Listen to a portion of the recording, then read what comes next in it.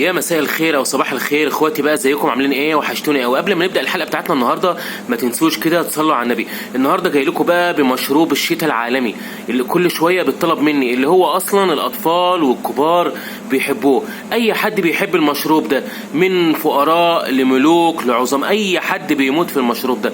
النهارده جاي لكم بحمص الشام. تعالوا بقى كده معلمكم على طريقه جميله جدا وسهله وبسيطه نقدر نعمل حمص الشام بدون اي تكلفة نهائي.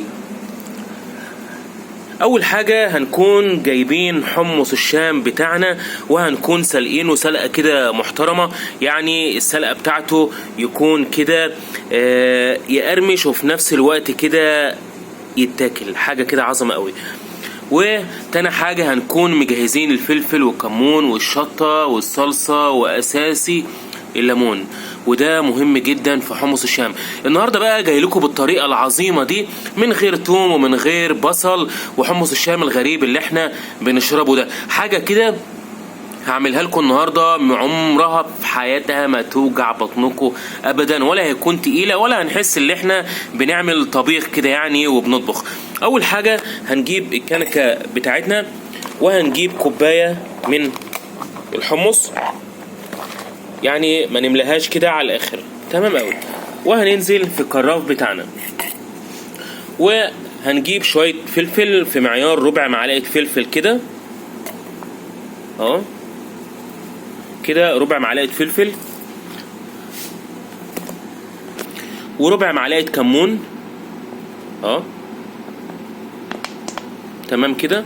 والشطة طبعا حسب الرغبة، يعني لو احنا عايزين نكتر شطة ماشي، عاوزين نقللها ماشي. انا هحط حاجة بسيطة قوي علشان ما بحبش الشطة كتير، تمام قوي. وهننزل بقى بمعلقة الصلصة، معلقة صلصة تكون كده صغيرة بس مليانة، ما نكترش الصلصة علشان ما يبقاش تقيل معانا، بس كده. وبعد ما حطينا بقى المعايير بتاعتنا في الحمص، هننزل كده بنص كوباية مية مغلية، بس كده تمام. بعد كده هناخده بقى وهنروح عند الرمالة بتاعتنا، وهنسيبه كده لغاية لما يتغلى معانا. وطبعا ما وثقوش بقى على التقليب، لازم نقلبه كده كويس علشان البهارات اللي جوه تدوب كده معانا ويدينا الطعم بتاع الحمص. تمام، نقلبه كده تقليبه كده حلوه، ونسيبه بقى كده مع نفسه.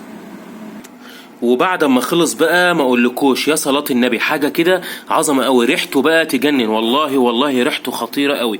يا ريت نعمله كده في البيت بنفس الطريقه، وبلاش بقى نحط بصل وتوم والحاجات الكتيره اللي ملهاش اي لازمه دي، تمام قوي. بعد كده هنجيب الكوبايه بتاعتنا، وهنقوم بقى كده طالعين بالحمص ونازلين كده في الكوبايه. طب حاجه كده عظمه قوي، يعني بيطلب مني كل شويه كده في الكافيتيريا، الاطفال والكبار كلهم بيحبوه.